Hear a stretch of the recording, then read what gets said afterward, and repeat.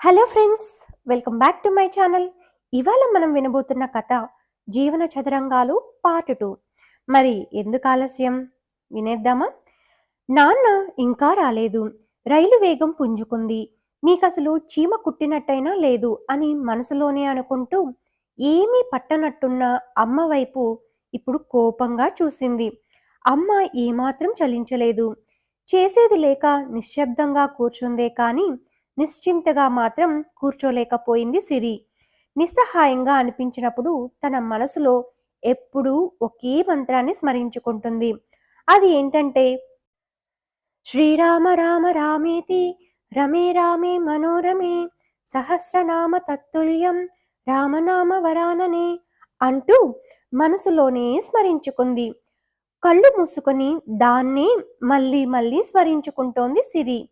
రోజు రాత్రి పక్కనే పడుకొని బోల్డ్ కబుర్లు చెప్పుకుంటున్నప్పుడు నాన్నగారు నేర్పిన మంత్రమిది. సరిగ్గా 9 సార్లు పఠించడం పూర్తి అవ్వకుండా వచ్చాడు సూర్యం. సుమారు 3 డజన్ల చుక్కల అరటిపళ్ళు 2 చేతుల నిండా పట్టుకొని తాపీగా నడుచుకొని చేరిన సూర్యాన్ని చూసి సిరిమొహం చాటంతయింది. కొత్త ఊపిరి వచ్చినట్టయింది. తన ఆందోళనను చదవని సుశీలకు తన ఆనందం కూడా పెద్దగా తెలియలేదు. హమ్మయ్య, నాన్న వచ్చేశారు. కళ్ళనీటి పర్యంతమైన సిరి ఎగరి గంతేసినంత పని చేసింది. అప్పటికి కాని సిరి మనోభావం తెలియలేదు సుశీలకి, అలాగే సూర్యాలకి. తెరచిన అరటి పళ్ళల్లోంచి 2 తీసి పిల్లలిద్దరి చేతుల్లో తలా ఒక అరటిపండు పెట్టి మిగిలిన పళ్ళను భద్రంగా ఒక తెల్లటి మెత్తటి గావంచలో వదులుగా ముడివేసి కట్టిన విశాలమైన చేతి బుట్టలో భద్రపరిచాడు సూర్యం. ఇక సూర్యం వచ్చాక కుదుట పడింది సిరి మనస్సు. సిద్ధుతో కలిసి కిటికీలోంచి వెనక్కి వెళ్ళిపోతున్న చెట్లను చూస్తూ ఆనందించడం అప్పటి వరకు చేయలేకపోయింది. అప్పుడే స్థిమితపడ్డ మనసుతో వాస్తవాన్ని ఆనందించడం మొదలుపెట్టింది. సిద్ధుతో కబుర్లు చెప్పసాగింది. ఓ రాత్రివేళ కిటికీలోంచి బయటకు చూసిన సిరికి మనసులో మరో బెంగ మొదలైంది. రైలు వెనక్కి వెళ్ళిపోతోందే, సాయంకాలం ఎక్కిన సమయాన్ని, అప్పుడు కూర్చున్న చోటుని మరోసారి జ్ఞాపకం చేసుకుంది. ఫ్రెండ్స్, మా ఛానల్ని సబ్స్క్రైబ్ చేసుకున్నట్లయితే ప్లీజ్ సబ్స్క్రైబ్ చేసుకోండి. మరిన్ని వీడియోస్ని పోస్ట్ చేస్తాను. నిన్న రైలు ఎక్కినప్పుడు నేను 13వ నెంబర్ సీట్లోనే కూర్చున్నానే. అప్పుడు రైలు ముందుకు వెళ్ళింది. ఇప్పుడు అక్కడే ఉన్నాను. కానీ ఇప్పుడు వెనక్కి వెళ్తోందేంటి? ఎదురుకుండా బెర్తుపై పడుకున్న సిద్ధు ఇంకా కదులుతూనే ఉన్నాడు. మెల్లగా దగ్గరకు వెళ్ళి, అన్నయ్య, రైలు చూడు, మళ్ళీ వెనక్కి వెళ్ళిపోతోంది. నిన్న సాయంకాలం ముందుకి వెళ్ళిందిగా, ఇప్పుడు మనం ఊరు వెళ్ళమా అని అమాయకంగా అడిగింది సిరి. దాంతో నిద్ర కళ్ళను నులుపుకుంటూ ముందు కాస్త చిరాకు పడ్డా సిరి కళ్ళల్లో బెంగను చూసిన సిద్ధుకి బాగా నవ్వొచ్చింది. ఇక దాంతో, అయ్యో పిచ్చి మొద్దు, మనం పిఠాపురంలో దిగి అక్కడి నుంచి జగపతి రాజపురమే వెళ్తున్నాము. విజయవాడలో రైలు ఇంజను మారుస్తారు. అప్పుడు రివర్స్లో వెళ్తున్నట్టు అనిపిస్తుంది. అంతే. ఎప్పుడో ఒకసారి నాన్న చెప్పింది గుర్తించుకొని చెప్పాడు సిద్ధు మహాజ్ఞానిలా. ఇక సిద్ధు మాటలకి సిరి కూడా అవునన్నట్టుగా తల ఊపి నమ్మేస్తుంది. పాపం పిచ్చిదే. సామర్లకోట జంక్షన్ దాటగానే సామాన్లను కోచ్ తలుపు వద్దకు చేరేశాడు సూర్యం. అందరూ తలుపు వద్దకు సిద్ధంగా ఉన్నారు. రైలు రివ్వున సాగిపోతోంది. గొల్లప్రోలు లెవెల్ క్రాసింగ్ గేట్ దాటేసరికి పిఠాపురం పొలిమేరకు చేరింది రైలు. అన్న సంకేతం అన్నమాట. రైలు ఆగుతూనే దిగేందుకు సిద్ధంగా ఉన్నారు. స్నేహితులకు చెప్పడం కోసం సిరి ప్రతి విషయాన్ని జాగ్రత్తగా పరిశీలిస్తోంది. తన మనసులోనే ముద్రించుకుంటోంది. సమయం చూసుకొని డైరీలో కూడా వ్రాస్తోంది. రైలు ఆగడంతో ముందస్తుగా రైలు దిగాడు సూర్యం. ఆ తరువాత ముందుగా పిల్లల్ని దింపి శ్యామల అందించగా ఒక్కొక్క సామాను గబగబా దింపాడు. శ్యామల చెయ్యి అందుకొని ఆమెను దింపి చివరగా అరటిపళ్ళు ఉంచిన బుట్టను దింపాడు. ఒక్క నిమిషంలో అన్నీ పూర్తి అయిపోయాయి. క్రితం సంవత్సరం ప్రయాణం చేసినప్పుడు చివరి కంపార్ట్మెంట్ అవ్వడం వల్ల ఆ ఊరి ప్లాట్ఫాము చిన్నది అవ్వడంతో బాగా ఎత్తు నుంచి ఊరికి దిగాల్సి వచ్చేది. అందుకేనేమో ఈసారి సూర్యం అట్టి పరిస్థితిని ఎదుర్కోవడానికి పెట్టెలు ముందు దింపి వాటి మీదకు అందరినీ దింపడానికి సిద్ధపడ్డాడు. కానీ అట్టి అవసరం రాలేదు. ఇవన్నీ చూసిన సిరి అన్నీ డైరీలోకి ఎక్కించడానికి అన్నిటినీ బుర్రలో పెట్టుకుంటోంది. అందరము తలో సామాను పట్టుకొని స్టేషన్ బయటకు నడవసాగాము. చైత్రపు చలి, చిమ్మ చీకటి, మినుకు మినుకుమంటూ మినుగురు పువ్వులు, ఆ ఊరి మన్ను వాసన, ఆ గాలి తగలగానే మన ఊరు వచ్చేసామన్న ఆనందం అందరిలోనూ కలిగింది. ఒకటికి 2 అడుగులు వేస్తూ నడుస్తూ ఉండగా తెల్లటి పంచ, తెల్లటి లాల్చీ ధరించి వచ్చారా నాన్న అంటూ నాన్నని పలకరిస్తున్న తాతగారిని చూసి ఒళ్ళు పులకరించిపోయింది. కొడుకుని చూసిన తాతగారి కళ్ళల్లోని కాంతులను కొలవడానికి ఎట్టి యంత్రాలు సరిపోవు. అబ్బి, బళ్ళు తిప్పండిరా, తీసుకొచ్చిన 2 రిక్షా వాళ్లతోనూ అన్నారు తాతగారు. మేమే వచ్చేద్దాము కదా నాన్న, మళ్ళీ మీరెందుకు శ్రమపడి ఈ చలిలో రావడం అన్న నాన్న మాటలను కొట్టేస్తూ, పిల్లలు వస్తుంటే రాకుండా ఎలా ఉంటానురా అన్నారు. పరుగున వెళ్ళి తాతగారిని చుట్టేశాము ఇద్దరం. తలను నిమురుతూ మా కేసి చూస్తున్న తాతగారి ఆనందానికి అవధుల్లేవు. రండర్రా, మనం ఆ బండిలో వెళదాము, అమ్మా నాన్న ఈ బండిలో వస్తారు అన్నారు తాతగారు. ఇక తాతగారితో రిక్షాలో ఎక్కగానే ఎన్నో కబుర్లు మొదలుపెట్టాము.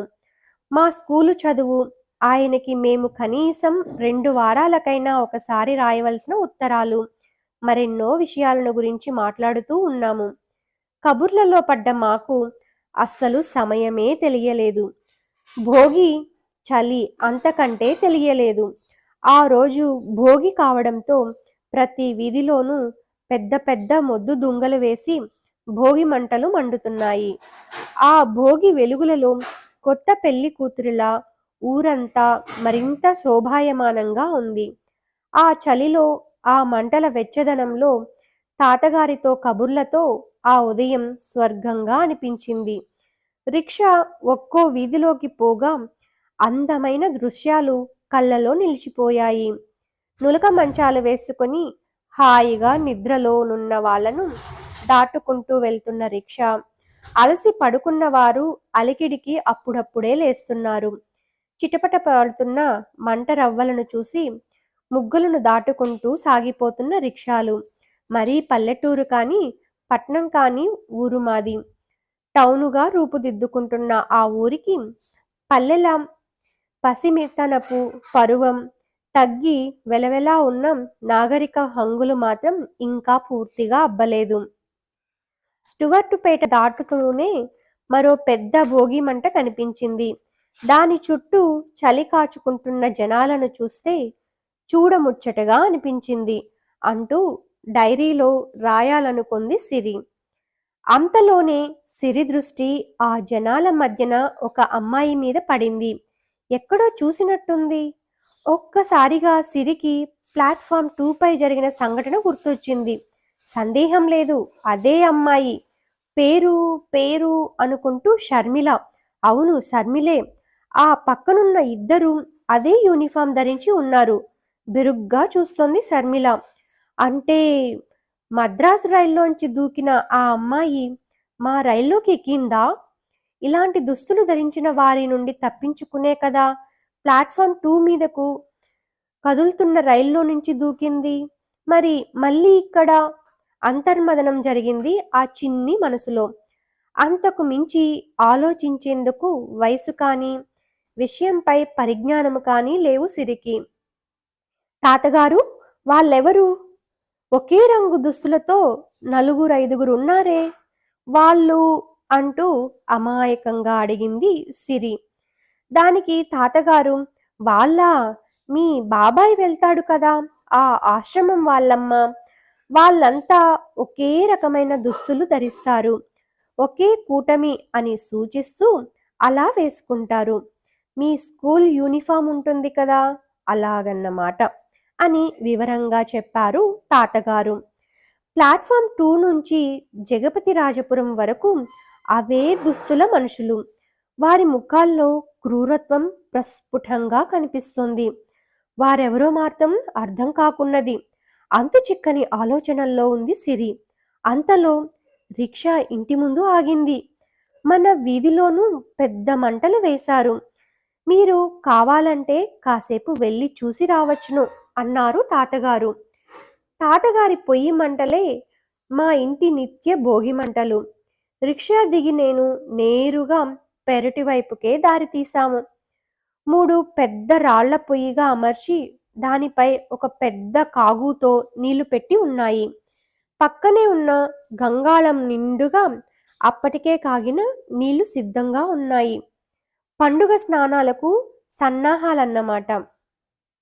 పొయ్యికి 2 అడుగుల దూరంలో కూర్చున్నా వెచ్చగానే ఉంది. ఎడం పక్కన పెద్ద నుయ్యి, ఆ చుట్టూ విశాలమైన నూతిగట్టు, గిలక, దానికి వేలాడుతున్న తాడు, నీళ్లు తోడడానికి చేద. అలా చేదతో నూతిలోంచి నీళ్లు తోడడం నాకెంతో సరదా. పక్కనే సిమెంట్ తొట్టెలో నిండుగా నీళ్లు పట్టి ఉన్నాయి. ఆ పక్కనే మరే గోళంలో కూడా తాతగారు తోట పని కోసం చేసుకున్న ఏర్పాట్లు అవి. తెల్లవారిన దగ్గర్నుంచి మొక్కల్లోనే ఉంటారు. వాటితో మాట్లాడుతూ పరామరిస్తూ ఉంటారు. వాటి లాలన పాలన చూడడమే ఆయన కాలక్షేపం. పొయ్యి పక్కనే కూర్చొని చలి కాంచుకుంటున్నాం. సపోటా చెట్టు నుండి సపోటా పళ్ళ వాసన. వేకువనే లేచి తమ ఉనికిని చెబుతున్న పక్షుల కువకువలు. పొగమంచు మనసులోంచి బయటకు వస్తున్న బాణుడు. తన కిరణాలు మా ఊరంతా వ్యాపింపజేస్తున్నాడు. భోగి మంటల వెచ్చదనం ఒక రకమైతే ఆ కిరణాల వెచ్చదనం మరో రకం. పొయ్యి పక్కనే కూర్చుని కాసేపు చలి కాచుకుంటూ కూర్చున్న మమ్మల్ని మా అమ్మగారు పిలిచారు. చేతిలో చమురు గిన్నెతో సిద్ధమయ్యారు. స్నానానికి ముందుగా మా అమ్మగారు అందరికీ పండుగ చమురు పెట్టడం ఆనవాయితీ. అదో పెద్ద ప్రహసనంగా ఉండేది. ఇంటికి పెద్ద కొడుకైన మా నాన్నగారితో మొదలు పెడతారు మా అమ్మగారు.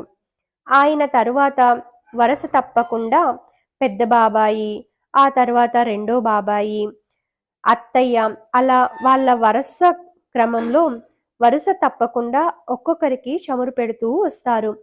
మూడో బాబాయి కాస్త కోపిష్టివాడని మా అమ్మగారు భయపడుతూనే ఉన్నా ఎట్టి పరిస్థితుల్లోనూ ఆ బాబాయితో సహా అందరికీ చమురు పెట్టాల్సిందే.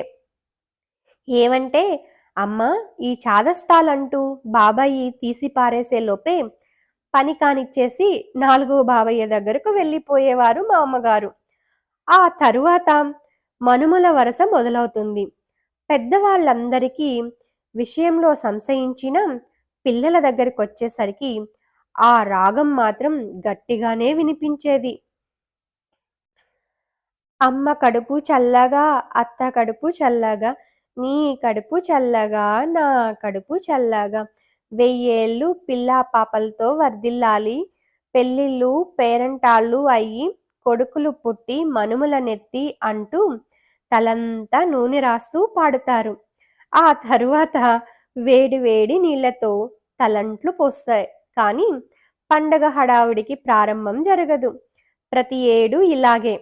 తాతగారికి, మామగారికి కొన్న కొత్త బట్టలు వారికి పెట్టి నమస్కారం చేశారు అమ్మా నాన్నలు.